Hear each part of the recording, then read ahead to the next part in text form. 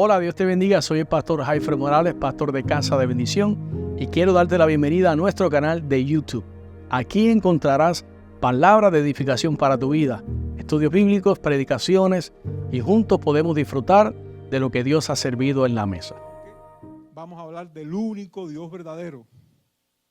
El único Dios verdadero. Jesucristo, el gran yo soy, el Dios viviente de Israel, el santo, santo y santo, el que era, el que es, el que ha de venir, el Shaddai todopoderoso, el que lleva escrito en su vestidura y en su muslo, que es Rey de Reyes y Señor de señores. Vamos a exponer un poco sobre la deidad de Jesucristo.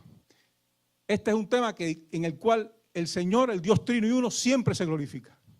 Lo podemos repetir, podemos enseñarlo una y otra vez, pero siempre hay una manifestación de la gloria y de la presencia de Dios cuando se habla de la deidad de Jesucristo, porque es que para eso estamos nosotros, para adorar al único Dios verdadero. Y dice el texto que está en la primera epístola del apóstol Juan, capítulo 5, verso 20, que ustedes tienen ahí en pantalla, que dice: pero sabemos que el Hijo de Dios ha venido y nos ha dado entendimiento para conocer al que es verdadero. Y estamos en el verdadero, en su Hijo Jesucristo. Este es el verdadero Dios y la vida eterna. Y oramos. Padre querido, una vez más en el nombre poderoso de Jesucristo venimos ante ti. Señor, no por méritos humanos algunos, sino por la sangre preciosa de Jesucristo como de un cordero sin mancha. Sangre que nos limpió de todo pecado y que nos permite entrar a tu presencia. Esta noche, una vez más, te ruego, Señor, que me ayudes en mi debilidad. Tú conoces mi debilidad. Tú conoces, Señor amado, cuánto deseo exponer todo el consejo balanceado de tu palabra, y que me ayudes, Señor, a redimir el tiempo para que este mensaje no sea demasiado largo, Señor. En el nombre de Jesús, gracias, Señor, por el privilegio de exponer tu palabra en el nombre de Jesús. Amén y amén. Y gracias a nuestro pastor, que una vez más tiene la bondad de permitirnos compartir su púlpito. Pues nada, vamos a hablar del único Dios verdadero. ¿Cuáles son los objetivos de este estudio y que yo considero que son los objetivos de la enseñanza cristiana? Acuérdense, no pretendo aburrirlos. De pronto pueden poder darnos una cosa pentecostal y empezar pero va a ser es un estudio bíblico, es un tipo de clase, ¿verdad? ¿Qué queremos hacer cuando estudiamos la Biblia? Cuando nos metemos a fondo en los conceptos y en las cosas. Queremos primero que todo presentar defensa con mansedumbre. Es decir, ¿por qué estamos esta noche acá? Porque queremos aprender de esto para presentar defensa con mansedumbre. Hay base bíblica para eso, está en la primera epístola del apóstol Pedro, capítulo 3, verso 15, que dice: estad siempre preparados para presentar defensa con mansedumbre y reverencia ante todo el que os demande razón de la esperanza que hay en vosotros. Es decir, esas son las personas a las que nosotros le vamos a testificar de Cristo de manera mansa, ¿verdad? De manera, los vecinos, las personas que quizás veamos en una situación difícil, nosotros nos acercamos y con mansedumbre, dice la Escritura, presentemos defensa. ¿De qué? De la esperanza que hay en nosotros. Pero no se queda ahí, no se queda ahí. Dice en la de Judas, la epístola de Judas, verso número 3, dice: amados, por la gran solicitud que tenía de escribiros acerca de nuestra común salvación, me ha sido necesario escribiros, exhortándoos que contendáis ardientemente por la fe que ha sido una vez dada a los santos. Es decir, el segundo objetivo de esta noche y de la enseñanza cristiana, de la predicación de la palabra, es que podamos contender incluso ardientemente. ¿Vieron la distinción? Una distinción: primero, presentar defensa con mansedumbre ante todo aquel que os demande señal de la esperanza que en nosotros hay. La segunda, que podamos incluso, de ser necesario, contender ardientemente por la fe una vez dada a los santos. Aquí fe es el compendio de la doctrina cristiana. O sea, el Señor una vez y para siempre entregó su doctrina, la palabra. Y a nosotros se nos demanda que estemos prestos a contender ardientemente por la fe. Eso significa que pueden haber lobos rapaces, ¿verdad? Lobos feroces, apostolobos, como dice el pastor muchas veces, personas que vienen con falsas doctrinas y aquí se nos instruye en la Escritura de que nosotros con esas personas sí tenemos que contender ardientemente por la fe una vez dada a los santos, defendiendo la sana doctrina, las sanas palabras del Señor Jesucristo, le decía el apóstol Pablo a Timoteo, y la doctrina que es conforme a la piedad. Pero hay un tercer objetivo. ¿Ves? Primer objetivo de esta noche de la enseñanza cristiana también es que presentemos defensa con mansedumbre ante todo aquel que nos demande razón de la esperanza. Segundo, que podamos contender ardientemente por la fe. Y tercero, que crezcamos en el conocimiento de Dios. Y que dice Pablo a los filipenses: y ciertamente aún estimo todas las cosas como pérdida por la excelencia del conocimiento de Cristo Jesús, mi Señor, dice él. Y decimos nosotros también, por supuesto, por amor del cual lo he perdido todo y lo tengo por basura para ganar a Cristo. Es decir, queremos crecer en el conocimiento de Cristo,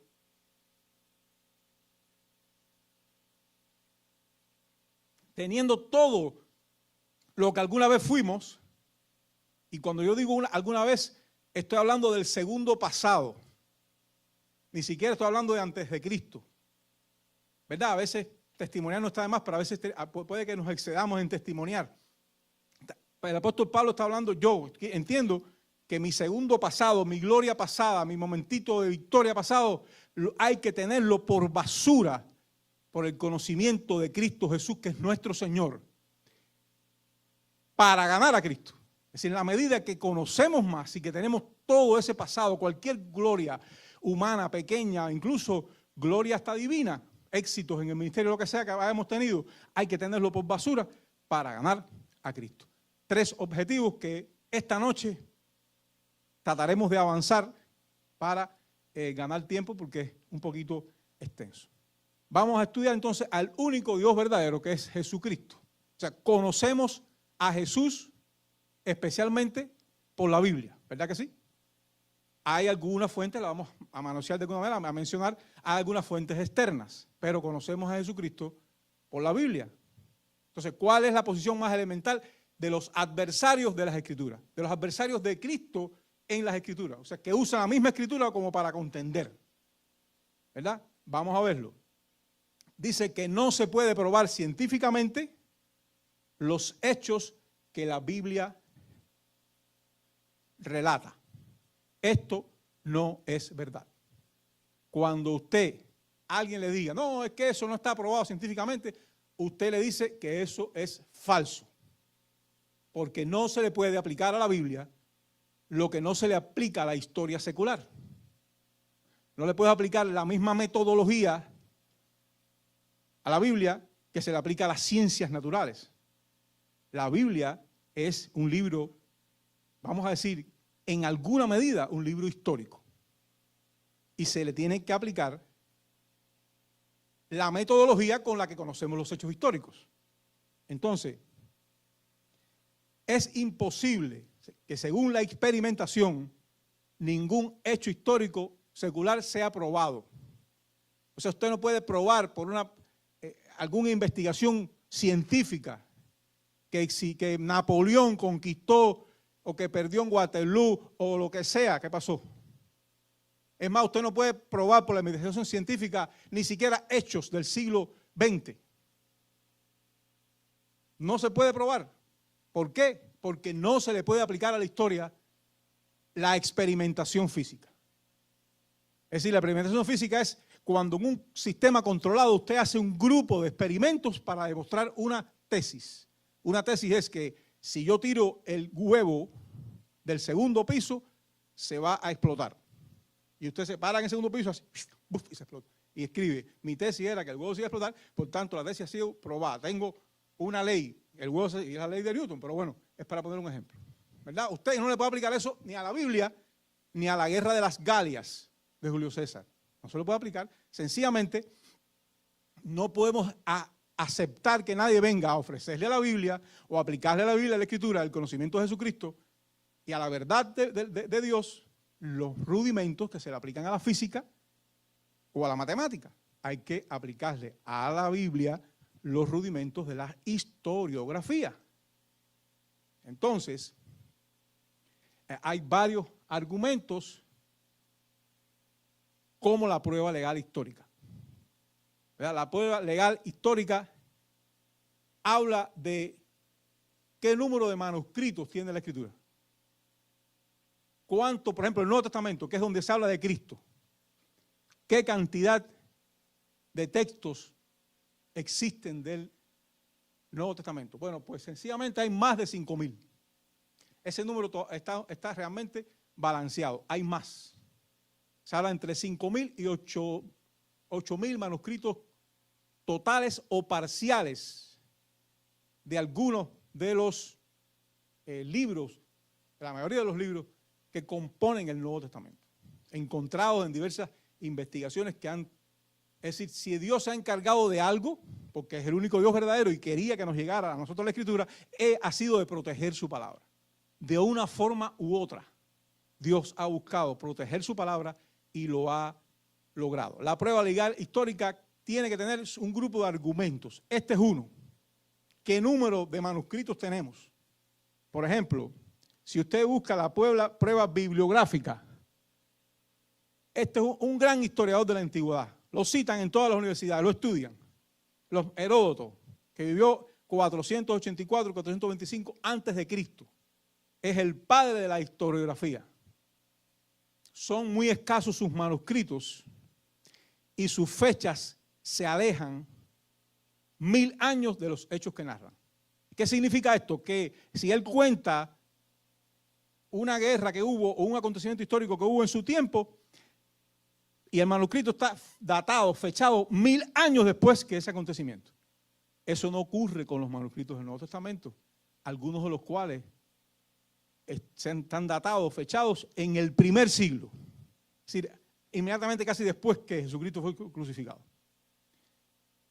La prueba bibliográfica aplicada, por ejemplo, a las obras de Aristóteles, un gran filósofo griego. Bueno, de alguna manera, por lo menos culturalmente lo podemos conocer. No es que hayamos tenido que leer sus obras, ni mucho menos, pero es un gran filósofo, un padre también de la que podemos decir de la filosofía.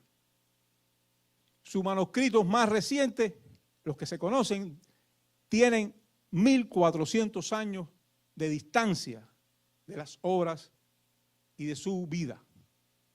1400 años. Sencillamente, y de su poética solo existen 5 manuscritos. 5 manuscritos a 1400 años contra 5000 o más en el primer siglo, datados en su gran mayoría en el primer siglo.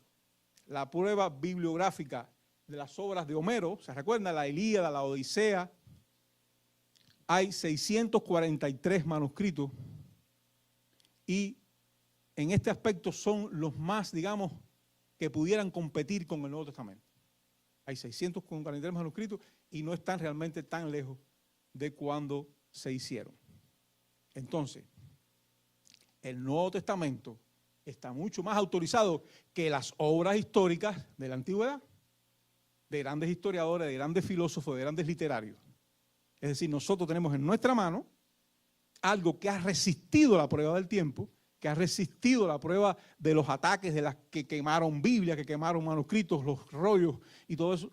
Lo ha resistido de un modo extraordinario, de manera, creo yo, sobrenatural. Pero además de todo, nos muestra que si se le aplicamos a la Biblia lo que se le aplica a la historiografía fundada por Heródoto, la Biblia gana ampliamente.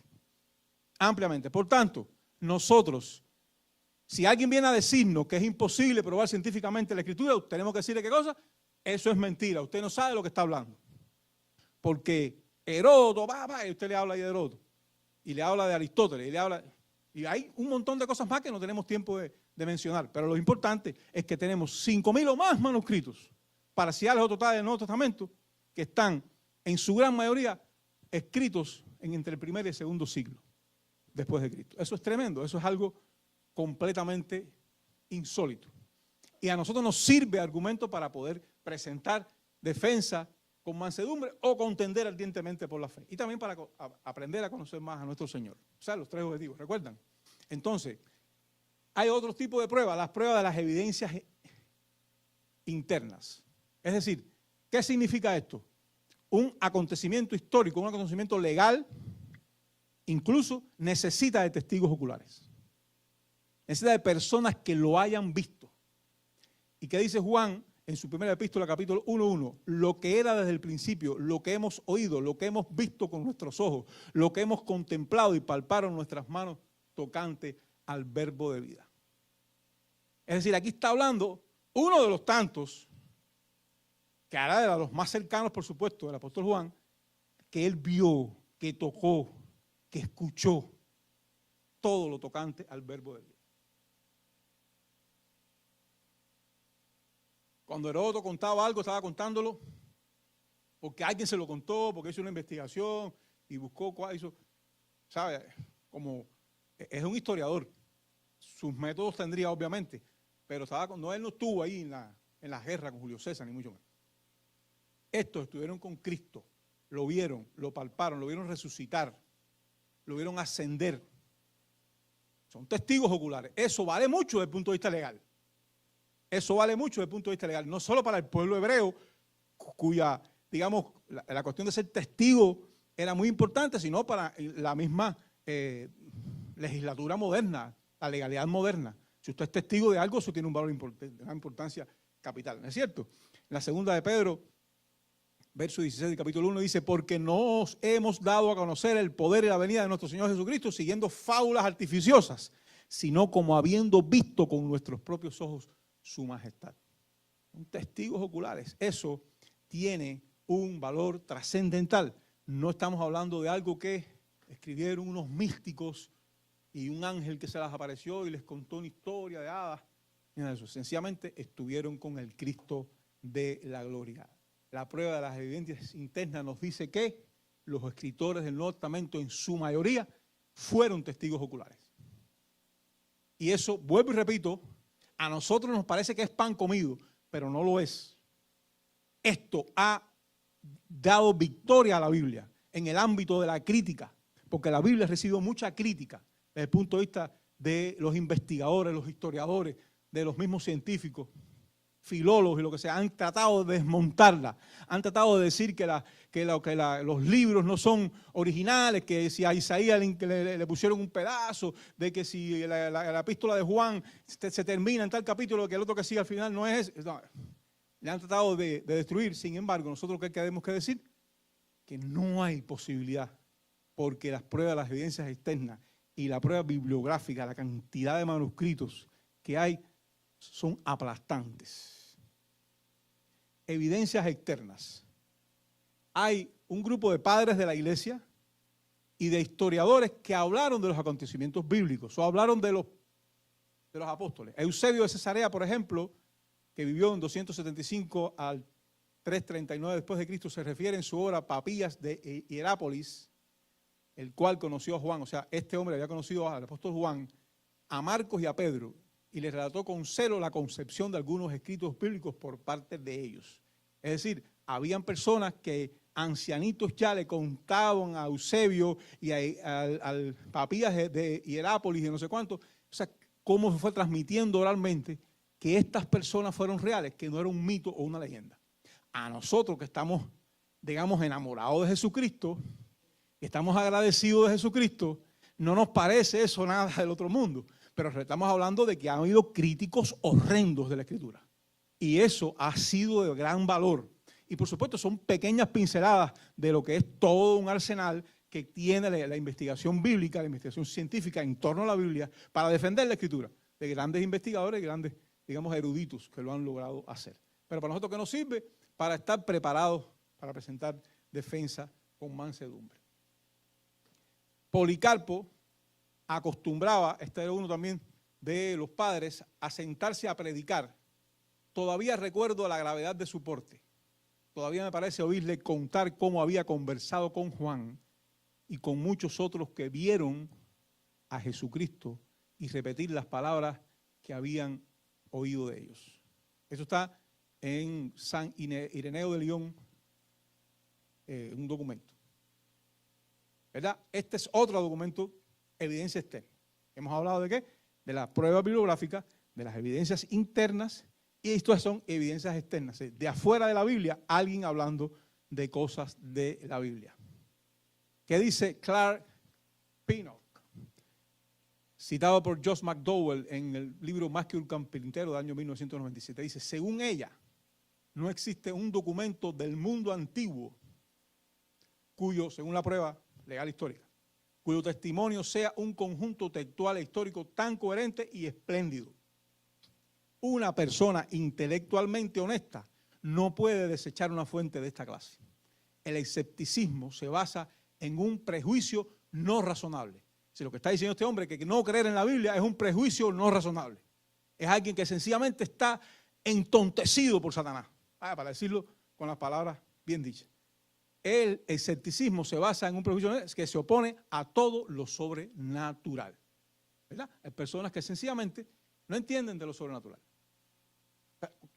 Realmente Dios creó lo natural.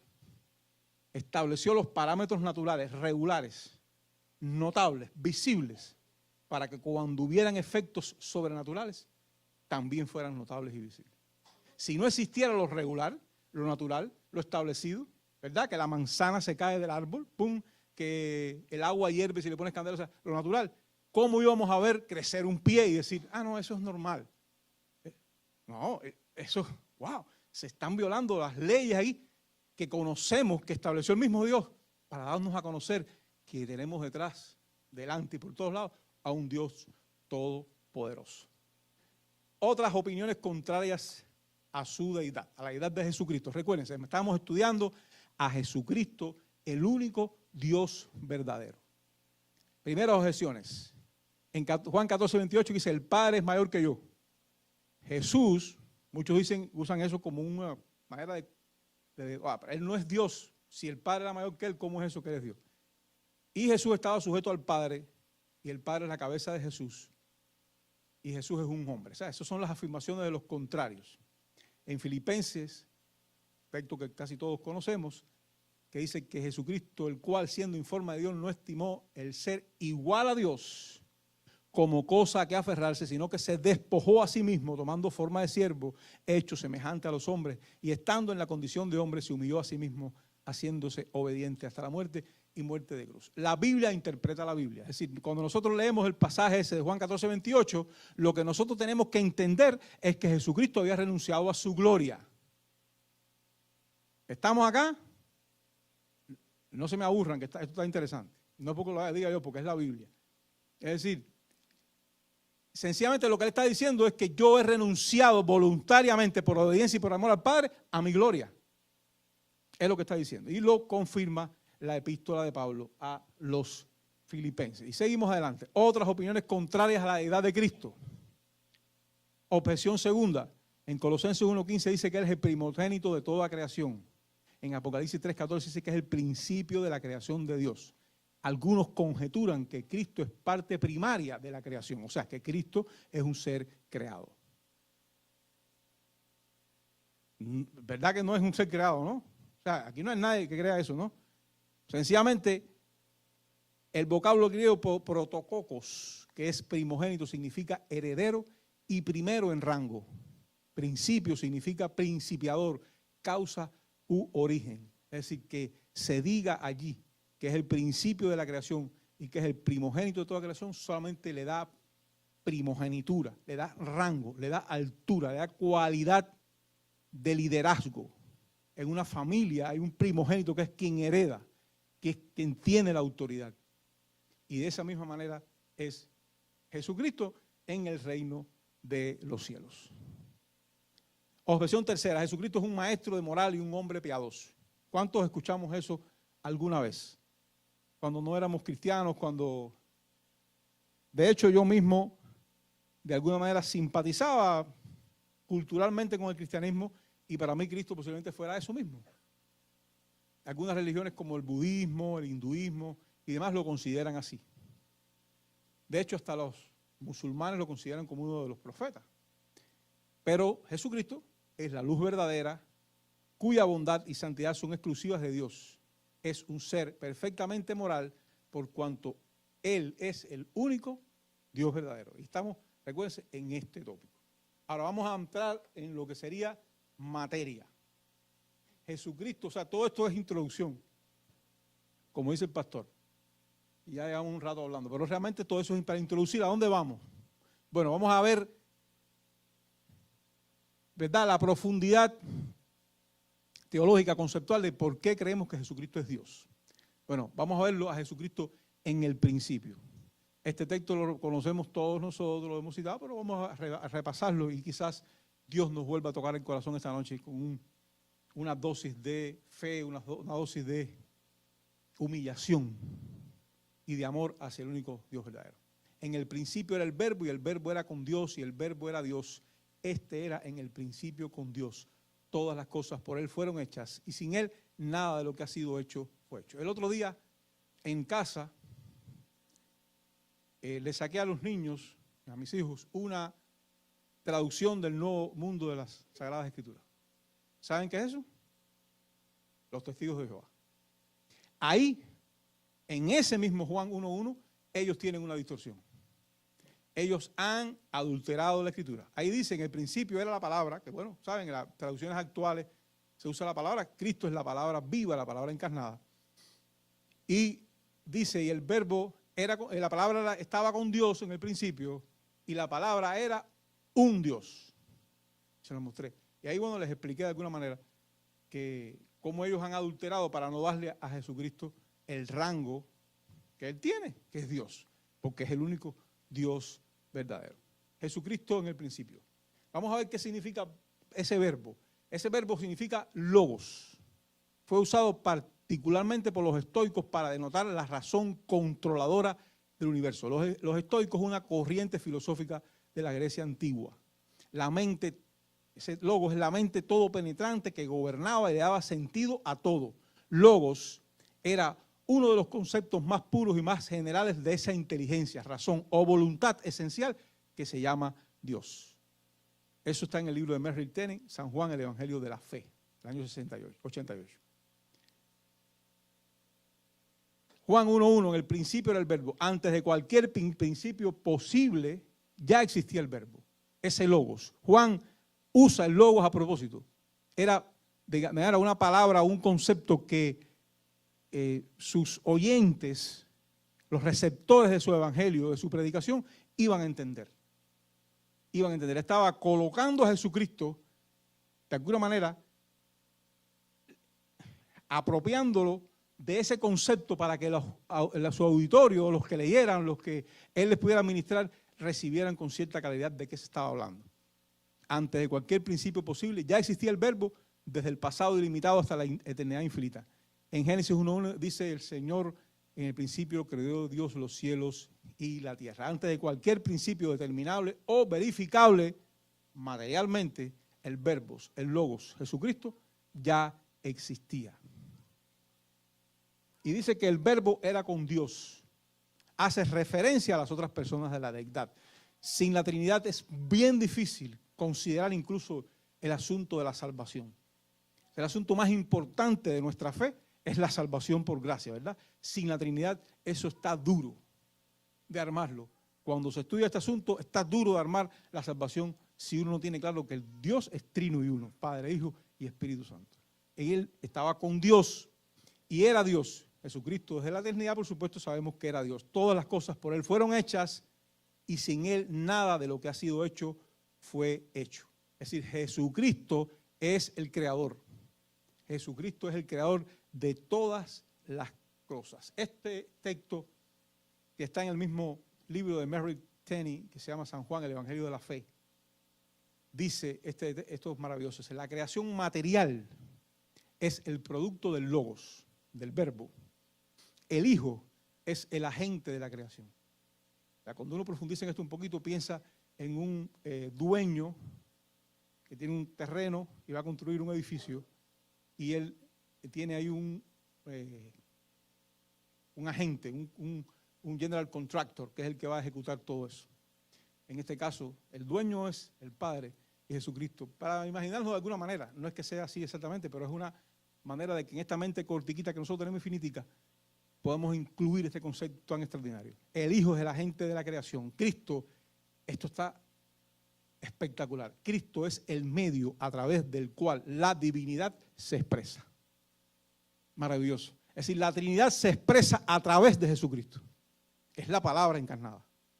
Es el que ha traído el Evangelio. Es el que ha traído la buena noticia. Es el medio a través del cual la divinidad se expresa. En Colosenses 1:16 dice, porque en Él fueron creadas todas las cosas, y reafirma. Recuerden, la Biblia interpreta la Biblia. En Él fueron creadas todas las cosas, las que hay en los cielos y las que hay en la tierra, visibles e invisibles, sean tronos, sean dominios, sean principados, sean potestades, todo fue creado por medio de Él y para Él. Y en Hebreos 1:2 dice, en estos postreros días Dios nos ha hablado por el Hijo, a quien constituyó heredero de todo y por quien asimismo hizo el universo. Colosenses 1:17 dice, y Él es antes de todas las cosas y todas las cosas en Él subsisten. Es decir, estaba antes que todo. Pero dice además ahí Colosenses algo que es en extremo maravilloso. Todas las cosas, todas, subsisten en Jesucristo. Es decir, el universo mismo, en su sintonía fina, que significa que si un planeta cambia un poquito el rigor de su órbita, se produce una catástrofe interplanetaria.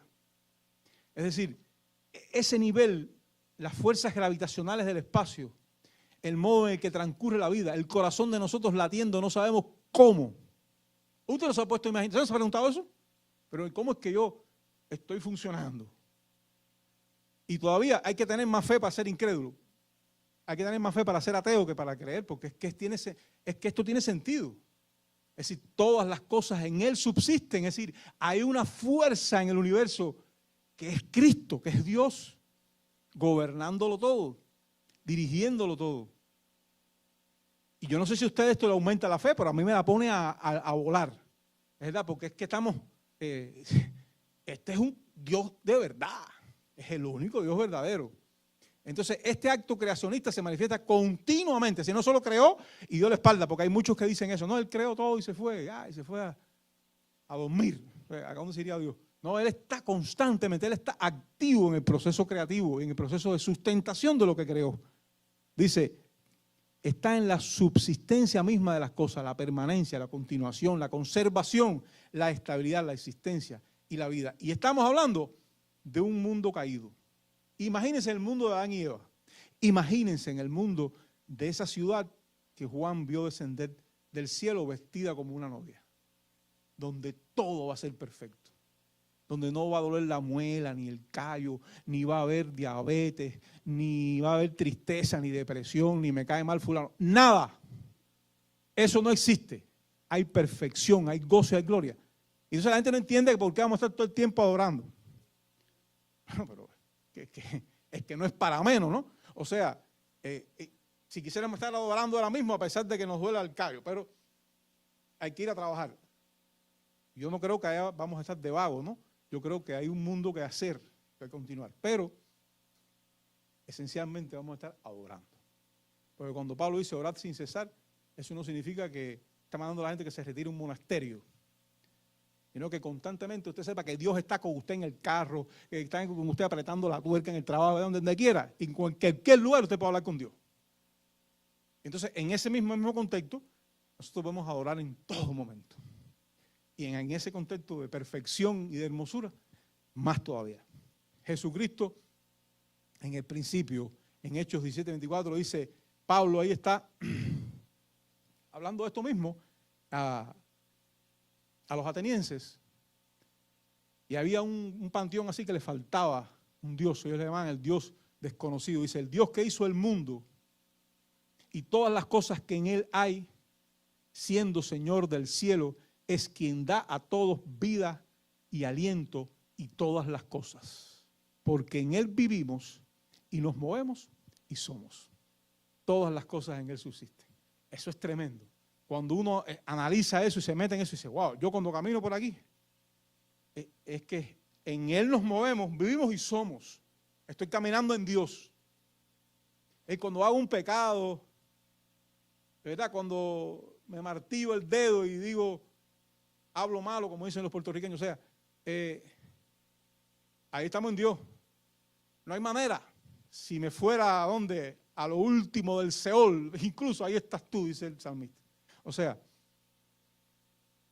el Señor del cielo, y nosotros nos movemos, vivimos y estamos en Él. En Juan 1:14, ¿qué más dice?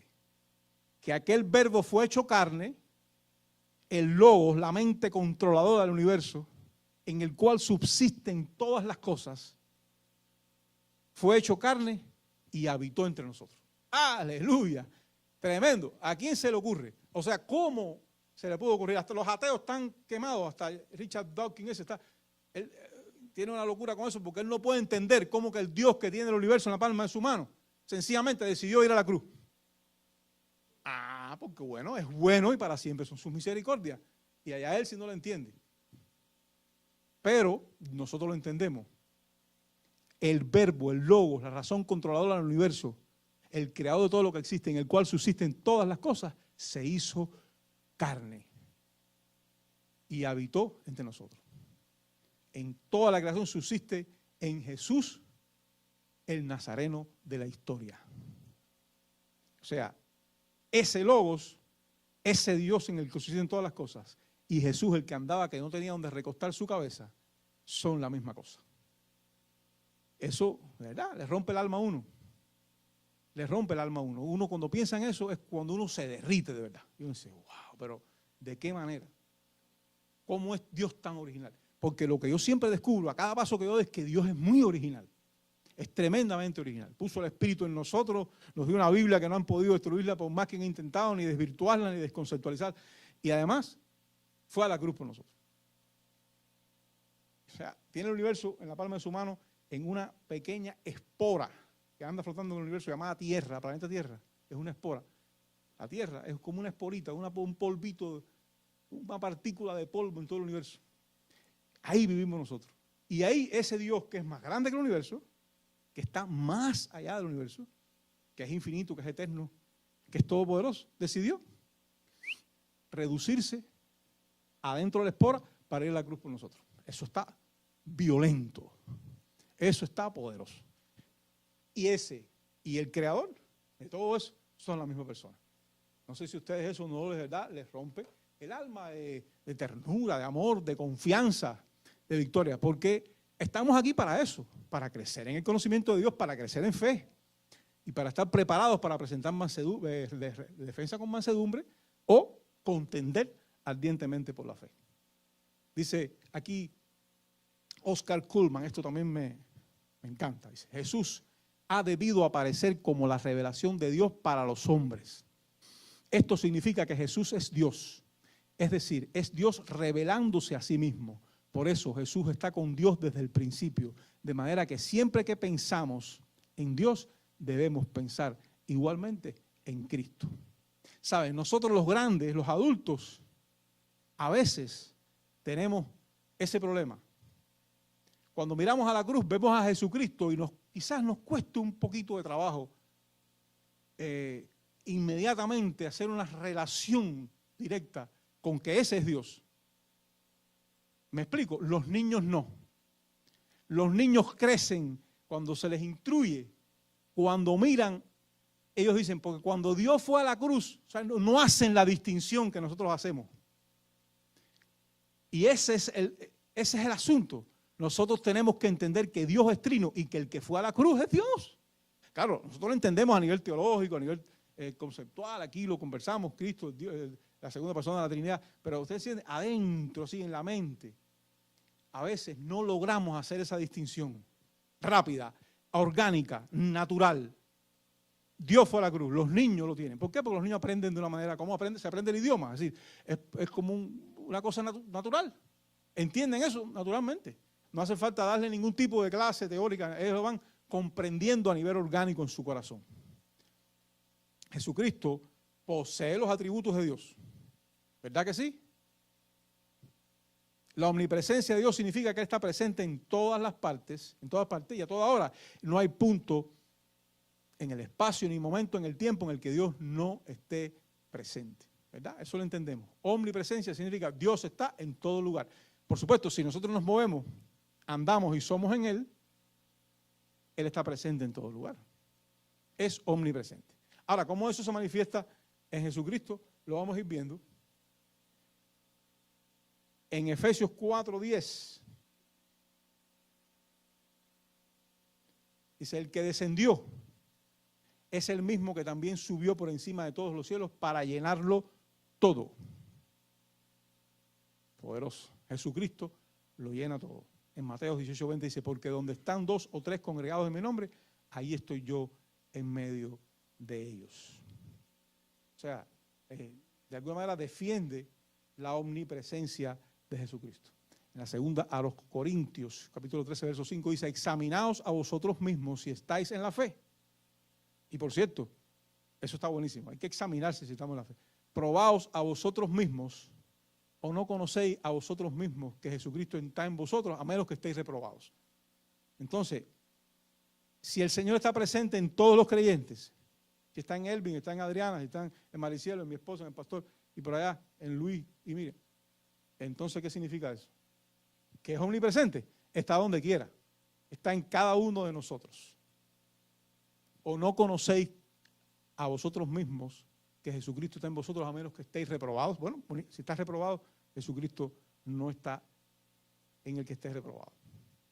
Omnisciencia. ¿Quién me puede decir qué es omnisciencia?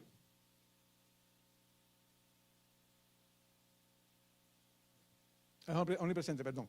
He aquí, yo estoy a la puerta y llamo, si alguno oye mi voz y abre la puerta, entraré a él y cenaré con él y él conmigo. ¿Tienen ahí? Ajá. Sí, imagínense que le dé solamente a 10 personas por abrir la puerta.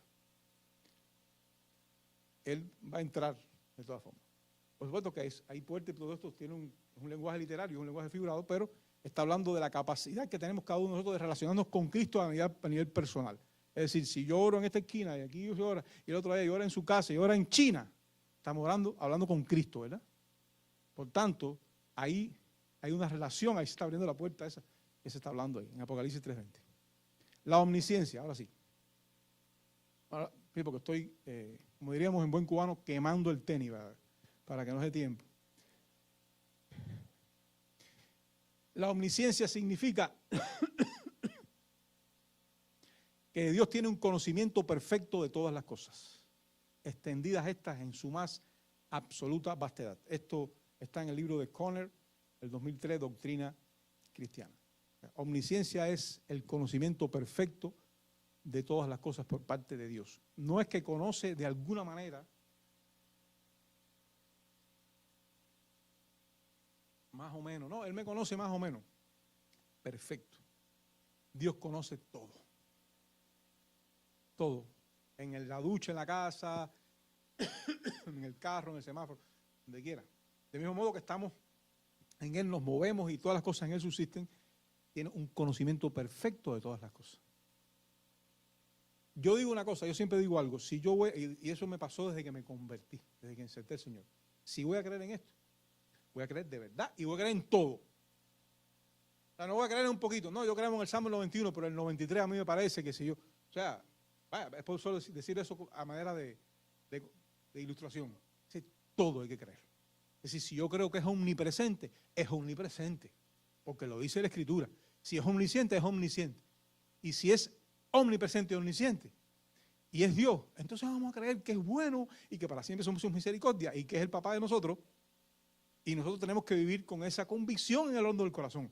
Es verdad, va a venir el momento difícil, pero teniendo la convicción es la que nos mueve hacia adelante. Omnisciencia. Juan 16:30. Ahora entendemos que sabes todas las cosas, le decían los discípulos, y no necesitas que nadie te pregunte. Por esto creemos que has salido de Dios. Tremendo. Colosenses 2:3. En quien están escondidos todos los tesoros de la sabiduría y del conocimiento. Cristo, los discípulos encarnados están diciendo aquello. Y Pablo le escribe a los colosenses esto, ya era el Cristo de la gloria, el que está centrado debe estar el Padre. en Él están escondidos todos los tesoros de la sabiduría y del conocimiento. Si yo creo que en el principio Dios creó los cielos y la tierra, tengo que creer eso. Si yo creo en un glóbulo rojo de la cruz del Calvario, tengo que creer eso. Tengo que creerlo. Es decir, si creo en un fragmento de la Escritura, tengo que creer en toda la Escritura, porque toda la Escritura ha sido inspirada por Dios. Es la palabra de Dios. Él tiene un conocimiento profundo de todas las cosas. ¿Cuáles cosas? Todas. Desde que dijo, hágase la luz, ¡pah! Y sucedió el universo, hasta el último granito de arena que cayó en el desierto esta mañana. O sea, no sé, o que tropezó un camello y no sé, todo lo sabe. Todo. Todo lo sabe. El único Dios verdadero dice en el Evangelio de Juan, pero hay algunos de vosotros que no creen, dice el evangelista, porque Jesús sabía desde el principio quiénes eran los que no creían y quién le había de entregar. Maravilloso, ¿verdad? Lo sabía. Estaba encarnado, había renunciado a su gloria, había decidido ir a la cruz y que le dolieran los clavos, porque él pudo haber ido a la cruz y decir, en mi propio nombre, que no me duelan los clavos. Y no le duelen. Pero la renuncia es real. Es decir, la salida de la gloria de Cristo es real. Él decidió de verdad, porque si no el sufrimiento, la expiación no tendría sentido. No se puede comparar la expiación anestesiada, es decir, porque Dios, el Hijo, ha decidido no sufrir en la cruz. Va a ir, va a hacer todo ese, sería como una actuación, ¿no? Pero él no sintió nada allí. No, sí sintió, mucho sintió. Pasó por cosas que le pasarían a cualquier humano, desde el punto de vista metabólico, desde el punto de vista físico. Porque la renuncia fue real. Pero a pesar de la renuncia, sabía todas las cosas al principio. Eso tiene muchas implicaciones de orden práctico, porque se metía en la vida orando. Cuando no estaba en esta cosa, estaba orando. Y estaba en relación constante con el Espíritu. Pero conocía todo. En Marcos 2:8 dice, y conociendo luego Jesús en su espíritu que cavilaban de esta manera dentro de sí mismo, lo conocía, dice, les dijo, ¿por qué caviláis así en vuestros corazones? Y en Juan 2:24 dice, pero Jesús mismo no se fiaba de ellos, porque conocía a todos. Tremendo. Él estaba hablando con Caifás, con Anás, con Judas, con el otro, con cualquiera, con los apóstoles a los que escogió. Ya él los conocía. Él los conocía. Él tiene un conocimiento profundo del hombre, ¿verdad? El primer slide decía, el otro slide dice conocimiento profundo de todas las cosas. Y aquí vamos hablando de los hombres. Y en el próximo dice que tiene un conocimiento de Dios. O sea, su omnisciencia lo lleva, por supuesto, Él es Dios, pero estamos hablando de la totalidad en lo que los teólogos llaman la economía de la Trinidad. Es decir, cada persona de la Trinidad tiene un rol en lo que ellos se llama la economía de la Trinidad. Dice, todas las cosas me fueron entregadas por mi Padre y nadie conoce al Hijo sino el Padre, ni al Padre conoce a alguno sino al Hijo. Y aquel a quien el Hijo lo quiera revelar. ¡Wow! ¡Aleluya! Tremendo. Es decir, ellos se conocen mutuamente y nosotros vamos a poder conocer al Padre si Jesucristo nos los quiere revelar. Digo nosotros, yo creo que ya de alguna manera estar aquí implica que tenemos una relación con el Padre a través del Espíritu, a través del Hijo. Pero es importante comprender que Jesucristo tiene un rol fundamental en la salvación y en la relación del ser humano con la Trinidad. Y que tiene en este caso como omnisciente un conocimiento profundo de Dios. Es omnipotente. Eso significa que es todopoderoso, que es el Shaddai. Dice que Él es capaz de hacer cualquier cosa en base a un infinito poder. Lo puse aquí. Autoridad en la sanidad de muchos enfermos. Los 10 leprosos, que está en Lucas 17, la mujer con flujo de sangre. Eso es omnipotencia, ¿verdad? ¿O no? Claro. La mujer con flujo de sangre, el ciego Bartimeo, el paralítico de Betesda. ¿Verdad? Hay muchas manifestaciones. Y camina sobre el agua y hace, entrega su vida y la vuelve a tomar. Tiene autoridad sobre las leyes de la naturaleza. Caminando sobre el agua, deteniendo la tempestad. convirtiendo el agua en vino. Ahí realmente lo que sucedió fue que el agua, cuando vio a su Señor, se sonrojó. ¿Verdad? El agua estaba ahí cuando vio a Cristo. Y se convirtió en vino de tanto rubor que le dio. Es un poema de un cristiano antiguo. Resucitó de la muerte a él mismo y a otros. ¿Verdad? Las cosas, él es todopoderoso. Es súper todopoderoso. El Dios de la Biblia es eterno. Eso es otro de los atributos de Dios. Está más allá del tiempo y es la fuente del tiempo. Nunca hubo un tiempo en el que Él no fuera, nunca habrá un tiempo en el que Él no sea. Esto es Josh McDowell en Jesús, una defensa bíblica de la deidad de Cristo, el libro de 1999. Es decir, obviamente todos sabemos que Dios es eterno y a nosotros, yo siempre digo esto, a nosotros nos parece que damos por sentado, ¿cómo se dice en inglés? Granted. Es decir, damos por sentado las cosas porque ya estamos aquí en la iglesia, pero eso no está, o sea, hay mucha gente que no se tragan esto. Y nosotros tenemos que presentar defensa con mansedumbre o ardientemente. Y de paso crecer en el conocimiento de Dios para ver si alcanzamos a Cristo cada día con nuestros días. Y entonces, el tiempo es un invento de Dios. O sea, esto de que ahí estábamos ahorita cantando con grandes Dios y ya no estamos ahí. Ya eso pasó. La infancia pasó, ¿verdad? Y el futuro está por llegar. Eso es un invento de Dios. Es decir, Dios creó el tiempo para nosotros, para que pudiéramos vivir, existir de una manera transcurrente, de una manera sucesiva. Si no, no pudiéramos vivir. Pero Dios no vive en el tiempo. Dios no vive ni siquiera en el espacio. Si viviera en el tiempo y el espacio no fuera Dios, no lo pudiéramos imaginar, no fuera Dios.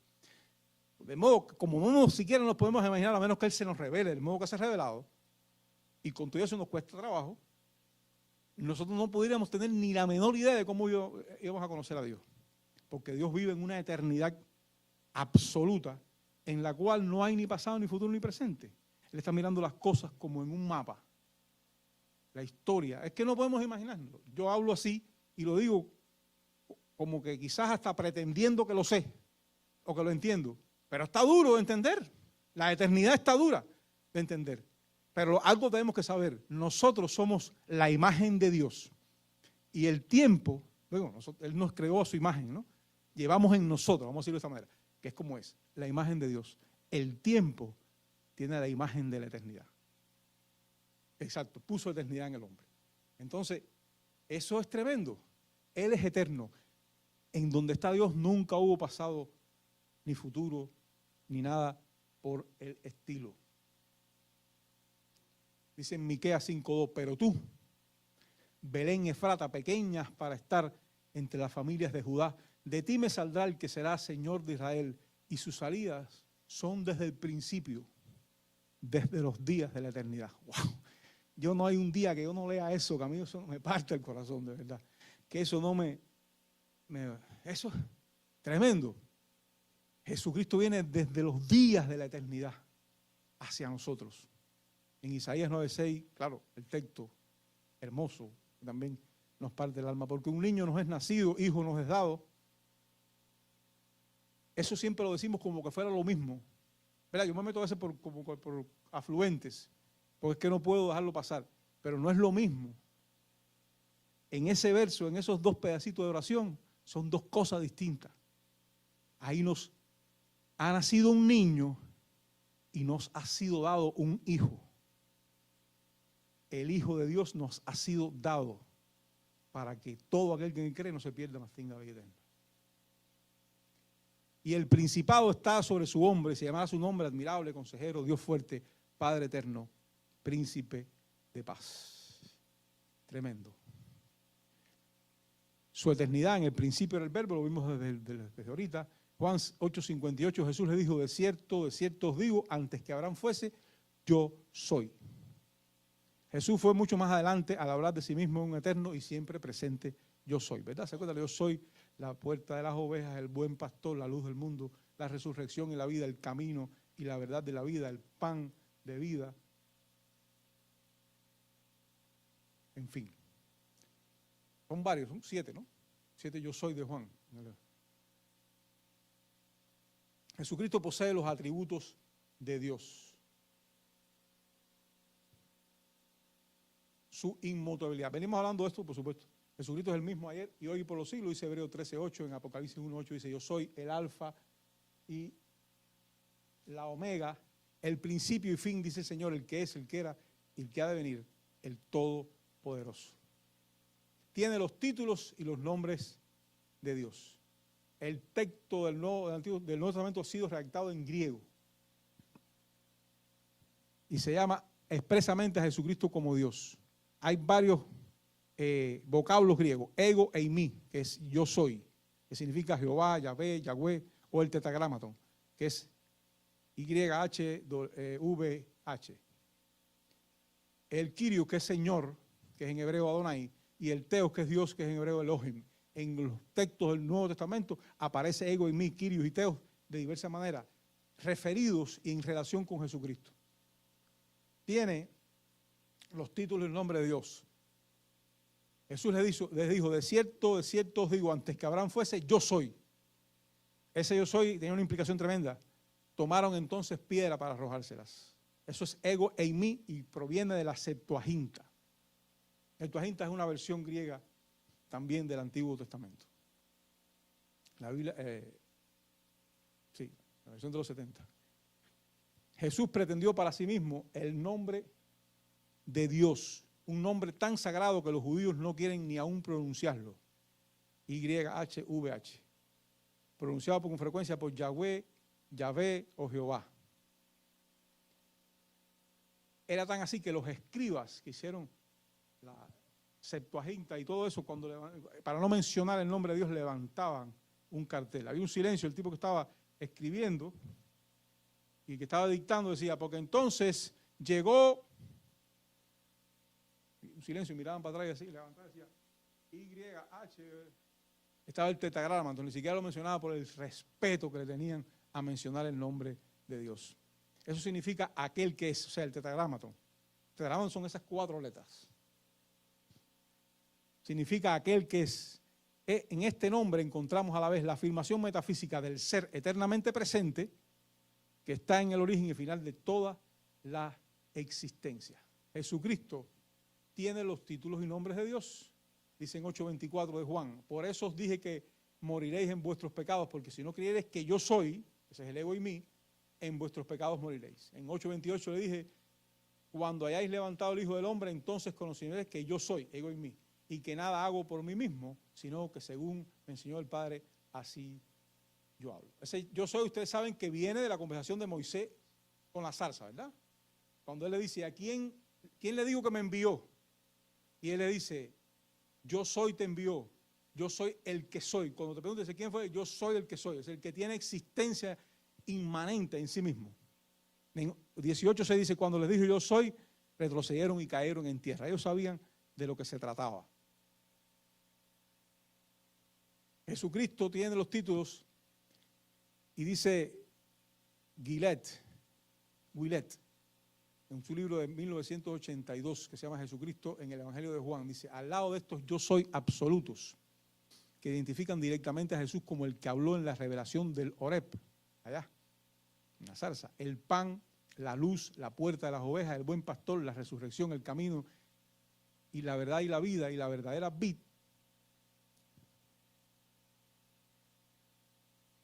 Ajá. O sea, además de estos yo soy absoluto, que él dice yo soy, antes que Abraham fuese yo soy, hay otros más, que son todos esos, que hacen relación con determinadas cosas que están en el Evangelio de Juan, que yo soy el camino, la verdad de la vida, yo soy la resurrección de la vida, el pan, en fin. En Hebreos 1, del 5 al 8, dice, porque a cuál de los ángeles dijo Dios a más, mi hijo eres tú, más del hijo dice, tu trono, oh Dios, Teos, por el siglo del siglo, cetro de equidad es el cetro de su trono. Hay una construcción que se llama Granville Sharp, que se usa en la segunda, en varias, pero por ejemplo aquí en la segunda de Pedro 1:1 dice, Simón Pedro, siervo y apóstol de Jesucristo, lo que habéis alcanzado por la justicia de nuestro Dios y Salvador. Esa es la construcción. En griego eso es lo mismo. Esa construcción es lo mismo. Cuando habla de Dios y Salvador, no está hablando de Dios y del Salvador Jesucristo, sino que todo eso significa la misma cosa. Y dicen en Tito, aguardando la esperanza bienaventurada de la manifestación gloriosa de nuestro Dios, gran Dios y Salvador Jesucristo. En Juan 20:28 dice, entonces Tomás respondió y le dijo, Señor mío, Teos mío. O sea, ¿de qué se trata? Que en el texto griego del Nuevo Testamento están utilizadas palabras, nombres y frases que son referidas esencialmente a la deidad, sencillamente. Analicemos estos versículos. Y clamaban a gran voz diciendo, la salvación pertenece a nuestro Dios que está sentado en el trono y al Cordero. Y en el 17 dice, porque el Cordero que está en medio del trono los pastoreará y los guiará a fuentes de agua de vida. Y Dios enjugará toda lágrima de los ojos de ellos. ¿Cómo es posible que haya uno sentado en el trono y el Cordero en el medio del trono? Esa es una de las cosas extraordinarias de la teología. Es que es lo mismo. Es decir, cuando Juan tiene la revelación, él veía todo eso y lo trató de traducir en palabras, pero era algo bien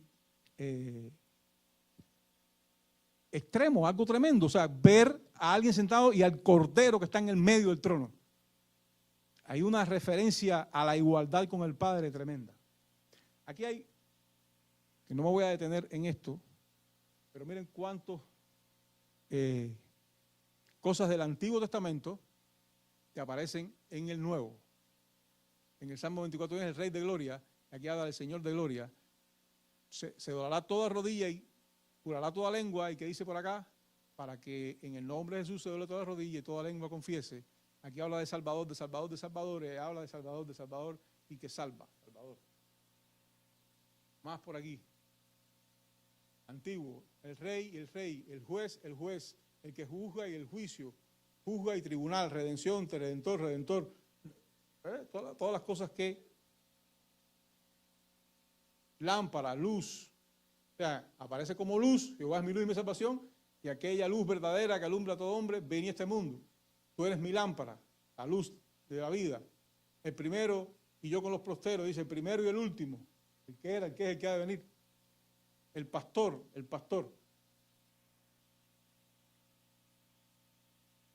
Entonces, Jesús perdonó pecados. Eso era algo que solamente Jesús lo podía hacer Dios. Y lo hizo a propósito en el Nuevo Testamento. O sea, se dejó ver haciendo eso para dar a entender que era Dios. Ahí está en Marcos 25, en Marcos 2, del 5 al 7, está en Lucas 7, del 48 al 49.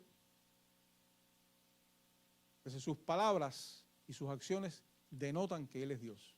Recibió adoración como Dios. Ahí están todos los textos.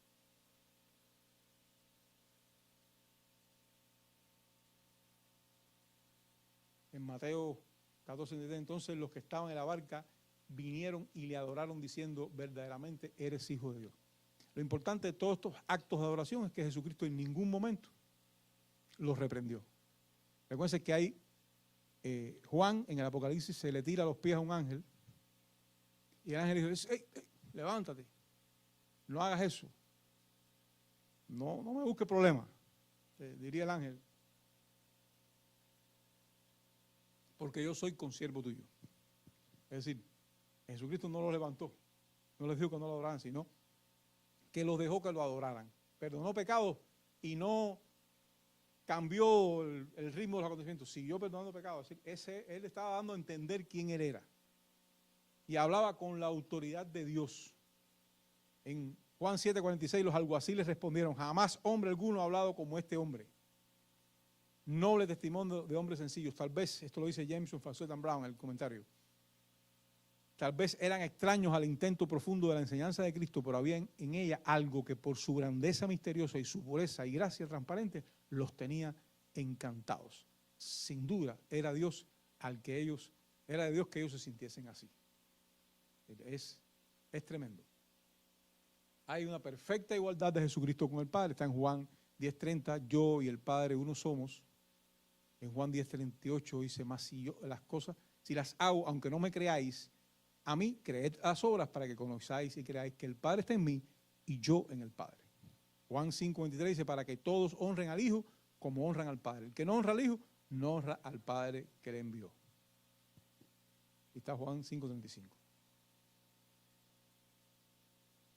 En los repetidos usos del término hijo, en yuxtaposición, es decir, en comparación, en relación con el Padre, existe una declaración explícita de su afirmación de igualdad con el Padre y se formula la verdad de la Trinidad.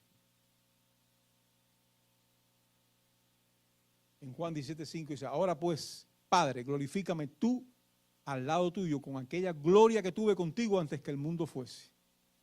Jesús le dijo, tanto tiempo hace que estoy contigo y con vosotros y no me has conocido, Felipe. El que me ha visto a mí, ha visto al Padre. ¿Cómo pues, dices tú, muéstranos al Padre? Tremendo. Es decir, constantemente estuvo dando información de qué se trataba el asunto. Es igual al Padre, perdonó pecados, es decir, recibió adoración, tiene los nombres de Dios, es eterno, lo muestra la Escritura, viene desde los días de la eternidad, la Biblia es incontrastable, ha vencido la prueba bibliográfica, ha vencido la prueba de las evidencias internas, de la prueba de las evidencias externas. No hay manera de atrapar a la Escritura en ningún desliz. Entonces, ¿qué podemos concluir? Que Jesucristo es Dios y es Dios con nosotros, como lo afirma la Escritura. Solo la creencia en Él transforma vidas por su vínculo con el único Dios verdadero, Jesucristo de Nazaret. Es importante. Nosotros todo esto nos ha llevado al punto de comprender quién es Dios. Sin embargo, hay un argumento que nosotros podemos esgrimir, usar con una validez profunda, y es el modo en que Jesucristo transforma vidas. Es el modo en el que de las tinieblas nos saca a la luz admirable, a su luz admirable. Yo creo que si hay algo importante que cada uno de nosotros puede, además de cualquier de este tipo de conocimientos para presentar defensa con mansedumbre, es qué ha hecho con nosotros. Cómo cada día nos habla, cómo cada día, si tienes una relación de verdad personal con Cristo, si tenemos una relación personal con Cristo, cómo cada día somos transformados a su imagen. Y si todo esto nos sirve de asiento, de fundamento, porque en esta iglesia el fundamento es Cristo, decía aquel cántico. Cómo desde este fundamento podemos llegar a la convicción profunda de que Cristo aún está trabajando en nosotros. De que si nosotros nos movemos en Dios y en Dios estamos y somos, ese movernos en Dios, en ese ser y estar en Dios, produce en nosotros cambio, produce en nosotros crecimiento, produce en nosotros afirmación y produce en nosotros también el deseo. Dice que Él produce en nosotros tanto el querer como el hacer por su buena voluntad. El deseo de querer seguir siendo transformado, de seguir creciendo. Hola, sé que esta palabra ha sido de grande bendición para tu vida y quiero invitarte a que nos visites presencial a nuestras facilidades. Estamos ubicados en el 2525 de la Fortune Road en Kissimmee, Florida, 34744. O puedes comunicarte llamando al 407-483-7845. Bendiciones.